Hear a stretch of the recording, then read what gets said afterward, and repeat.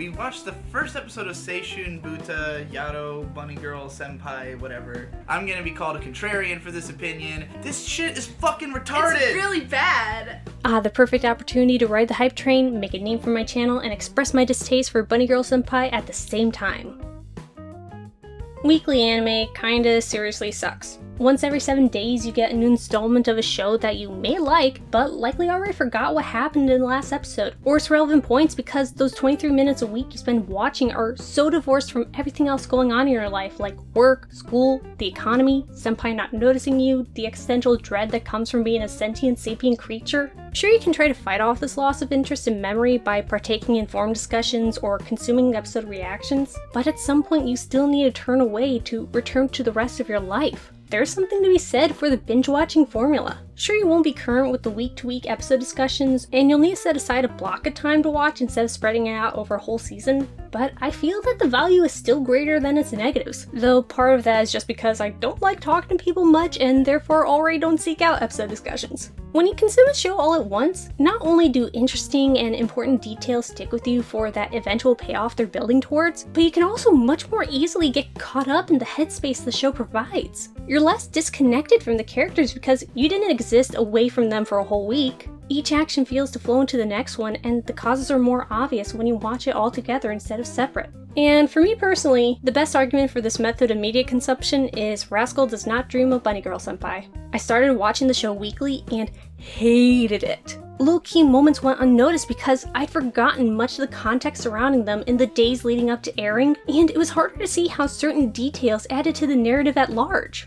Then when I opted to rewatch the first 6 episodes in my initial try at making a video, I found that my distaste for the show was lessened. Some aspects that I didn't understand while watching weekly were clearer seeing them all together with the surrounding episodes. I even was able to notice parts that I missed that ended up being integral to the current arc, like where Sakura got the idea that Mai wanted to return to show business. Turns out it was from her looking at the drama advertisement while discussing accepting the way things are. But then that's also an argument for rewatching shows, which is an argument that I make in the video that I will link in the description talking about how you need to rewatch your favorite shows. Now, it must be said, the first arc is kinda trash. Of the adolescent syndrome cases explored, Mai's makes the least sense when we consider what we learn about the phenomenon. Basically, as presented through the show, adolescent syndrome occurs under times of immense stress and mental instability in young people, specifically teens. In each case, the strange occurrences deal directly with some problem affecting them. For Koga, it was the desire to not deal with harsh but unavoidable aspects in her life. For Nodoka, she basically wanted to be her sister as everything came easy for her, and even her mom was more concerned with Mai. Futaba needed attention but felt she had no one to even seek it from. Kaede was internalizing the bullying at school, and Sakura turned on himself when he felt that he wasn't doing enough to help his sister and Panda Kaede. By the way, I'm going to refer to the Kaede we knew for most of the show as Panda Kaede, so it's not too confusing who I'm talking about. And also, I apologize for the previous and future butcherings of these Japanese names. I'm sure people are going to correct me on that.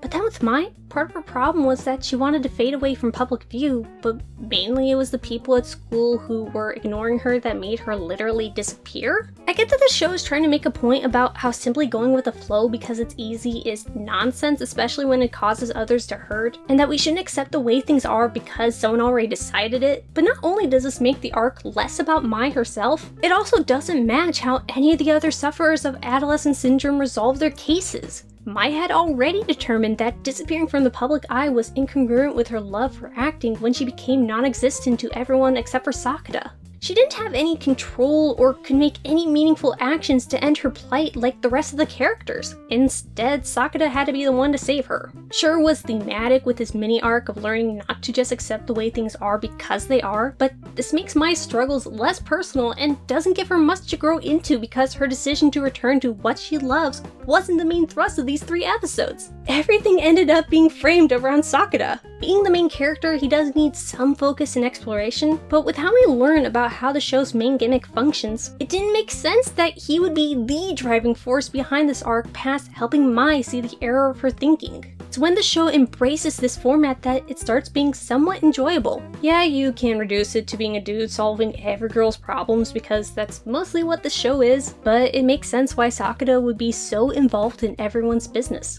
Part of it stems from his sister's experience with adolescent syndrome and how he felt powerless to do anything for her, and so he wants to make sure he does everything that he can for others so they don't suffer as much as she did. And another part comes from the effect that Shoko Makinahara had on him. She was there for him at his lowest point and helped him to see the value in kindness for kindness' sake, even if he'd still like a reward for his efforts. Sakata sees how important her presence was to help him cope with his sister's problems, and so wants to be that for others. Pay forward the good that Shoko did for him. We've seen this before, and we'll definitely see it again. It's probably not even the best iteration of this character, though at least it's not Ass War's main dude who acts like he doesn't care but ends up helping anyways. And that's the thing with this show. I'm sure it's been done better before. Even if it hasn't, I know there's plenty of places to improve. We spend more time on the girls than we do on Sakata's own problems. The scientific explanations are utter nonsense and completely misrepresent what the famous thought experiments actually mean. And Sakata's character isn't even that different from most light novel dudes. But I found something to enjoy in this flawed show. Maybe it's because I haven't seen Monogatari or the other shows compared to this one. Maybe it's because I'm a sucker for stories about the struggles of young adults, as I'm still emotionally and mentally linked to my high school self and her pains. Maybe it's because I'm a weird 24-year-old who built her channel talking about a Canadian teen show. Somehow, Bunny Girl Senpai struck a chord with me.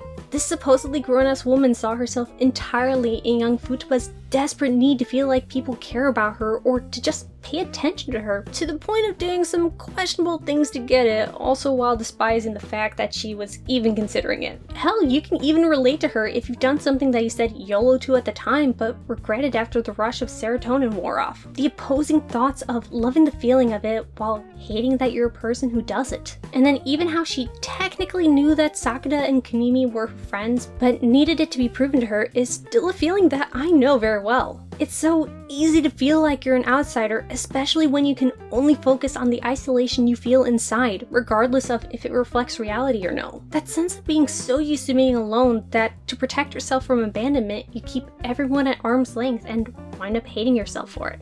I found Koga to be a lot more interesting when the narrative moved away from just being about how others would react to her actions and decided to focus on her seeking a better outcome, reliving certain days, trying to run from things that would be otherwise certain, her friend group shunning her simply for catching the eye of their senpai, making it so that she doesn't have to part ways with Sakata, and running from admitting that she has feelings for him regardless of her efforts not to, trying to find that one thing she could change to make everything work out in her favor, but ultimately having to accept that she can't decide the future past being the best Koga she can be, and that life isn't always kind. But then even when the world seems to turn on Koga, there are actions she can take to not so much change it, but make it better, like becoming friends with people who won't drop her if she doesn't watch a silly video. Kaede's case was especially endearing when it revealed that the little sister we'd known all season wasn't Sakata's real sibling. That the Kaede in the panda pajamas was what was left when the real Kaede lost her memories from a dissociative break. This is the one bit of science that I think is actually on point in this show if I recall correctly the abnormal psych classes I took in school. Except for the part where it's implied that dissociation in this way can be done at will. Though I'm certain someone will correct me in the comments if I'm wrong. People sure love to correct girls on the internet.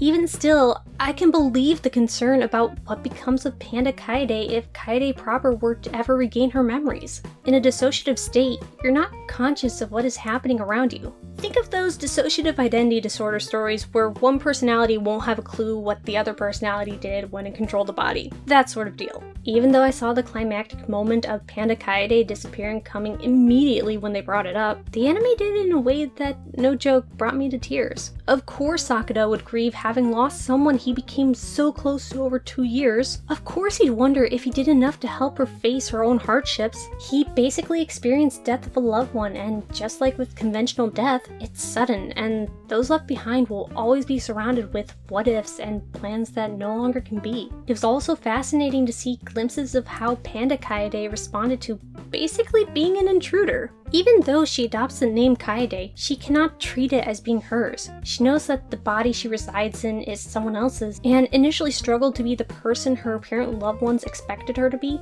but couldn't share this burden with others as they wanted the girl they knew back. It seemed only natural that Panda Kaede would be moved to tears upon finding someone who saw her for the person she was now, not the one he previously knew. No wonder she latched onto Sakura like you would your first crush, though I must admit those scenes initially reminded me too much of Eromanga Sensei. I could see a more trashy version of the show try to make Panda Kaede a real contender for Sakura's affections, and it seems the story is aware of this and used it to not only lure fans of incest and borderline incest, but also to tell a far more interesting story than Eromanga Sensei ever could. Not only did Panda Kaede's bucket list revolve around Sakura because she loved him, but also because she knew him. She knew he wouldn't be able to assure himself that he did everything he could to help her, so Panda Kaede decided to literally spell it out for him. Her goals were a representation of all the things he personally helped her to achieve, and a demonstration that she literally couldn't do them without him.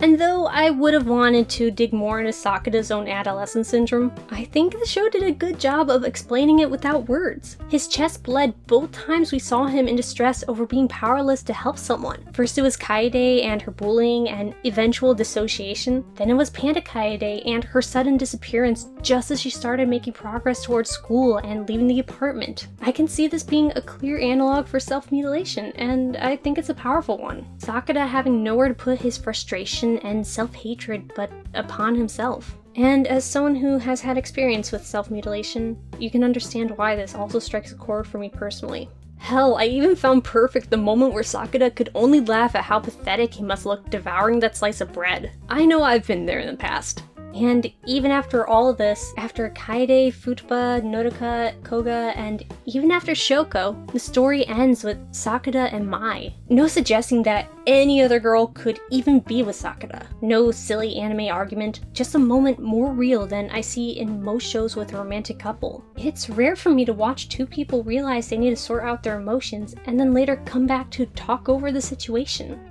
It was fair that Mai felt hurt when she couldn't support Sakura, and for Sakura to feel guilt about not telling Mai immediately how poorly he felt. But like with any rational couple, they discussed their feelings and resolved to be better for their relationship. And it's a huge plus that Mai didn't hold it against Sakura for finding comfort in another woman. Even though Shoko was his first crush, that didn't mean that by comforting him she was trying to insert herself into Mai's place. The story set up a huge end-of-season breakup, but instead chose to show its characters reaffirm their love after resolving their issues. Again, maybe I'm just a perfect storm of tastes and quirks that allow me to appreciate Bunny Girl Senpai. Maybe I wouldn't like the show if I'd just seen that one anime that does everything I discussed better. But even if I change my mind later, I liked what I saw. It's not perfect, and I'd say it's decent rather than good, but also maybe worth the watch if you love explorations of personal struggles that can extend even past high schoolers. Even though the characters are all in school,